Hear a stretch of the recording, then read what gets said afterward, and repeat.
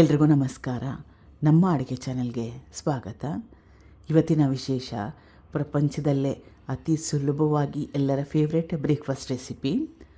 ಇದನ್ನು ಲಂಚ್ ಬಾಕ್ಸ್ಗೂ ಮಾಡ್ಕೊಂಡು ತಿನ್ಬೋದು, ರಾತ್ರಿ ಊಟಕ್ಕೆ ಕೂಡ ಮಾಡ್ಕೊಂಡು ತಿನ್ಬೋದು. ನಿಮ್ಗೆ ಯಾವಾಗ ಇಷ್ಟ ಆವಾಗ ಮಾಡಿಕೊಂಡು ತಿನ್ಬೋದು.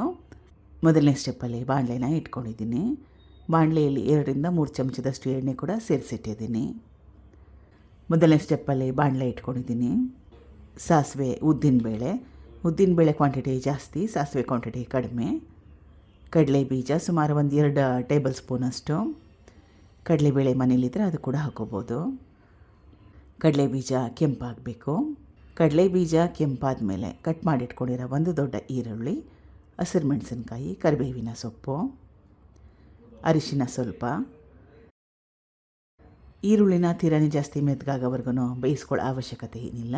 2-3 ನಿಮಿಷ ಮೀಡಿಯಮ್ ಫ್ಲೇಮ್ನಲ್ಲಿ ಬೇಯಿಸ್ಕೊಂಡ್ರೆ ಸಾಕಾಗುತ್ತೆ.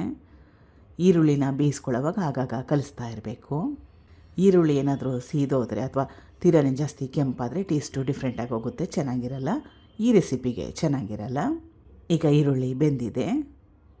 ಮೊದಲೇ ಮಾಡಿಟ್ಕೊಂಡಿರೋ ಅನ್ನ, ಸುಮಾರು 1/4 kg ಅಕ್ಕಿಯಲ್ಲಿ ಮಾಡ್ಕೊಂಡಿದ್ದೀನಿ. ಇಬ್ಬರಿಗೆ ಒಂದೊತ್ತಿಗೆ ಸಾಕಾಗುತ್ತೆ. ರುಚಿಗೆ ತಕ್ಕಷ್ಟು ಉಪ್ಪು,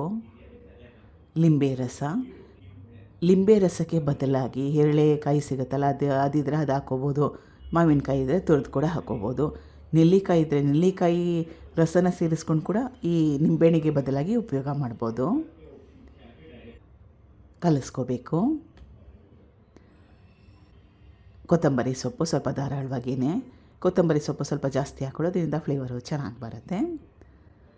ತೆಂಗಿನ ತುರಿ ಕ್ವಾಂಟಿಟಿ ಕೂಡ ಸ್ವಲ್ಪ ಜಾಸ್ತಿ ಹಾಕ್ಕೊಳ್ತಾ ಇದ್ದೀನಿ.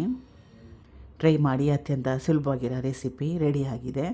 ಬೆಳಗ್ಗೆ ಸಮಯ ಇಲ್ಲದಿದ್ದಾಗ ಇದು ಬೆಸ್ಟ್ ರೆಸಿಪಿ. ಯಾವಾಗ ಮಾಡ್ಕೊಂಡು ತಿಂದರೂ ಎಲ್ಲರಿಗೂ ಖಂಡಿತ ಇಷ್ಟ ಆಗೇ ಆಗುತ್ತೆ. Thank you for watching. ಧನ್ಯವಾದಗಳು.